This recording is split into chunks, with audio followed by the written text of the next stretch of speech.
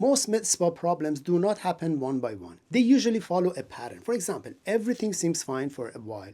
Then suddenly, multiple things start to break down at the same time. Things like staff issue, client retention drops, and cash flow becomes tight, equipment problems, and overall stress rises. In other cases, things like booking slow down and marketing feels ineffective and team morale declines and it looks like chaos is popping up everywhere. Then things stabilize for a short period and just when you think business is back on track and normal, the next wave of problems begin again and again.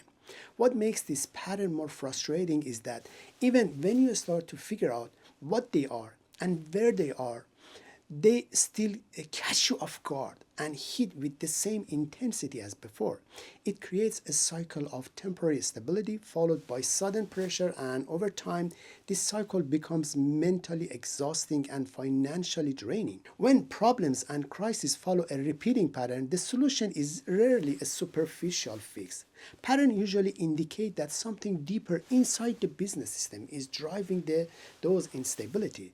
Research in a small business shows that recurring operational problems are often structural rather than situational, and quick band-aid solutions rarely create long-term stability.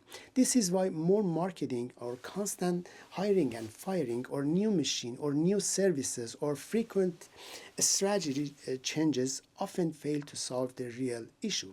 These actions may provide short-term relief, but they do not fix and address the underlying source of those patterns. In fact, it is estimated that about 70% of ongoing business problems are caused by issues that the owner does not even know they exist because they are embedded in daily operation, internal structure, and decision pattern rather than the visible on the surface of the business or the structure.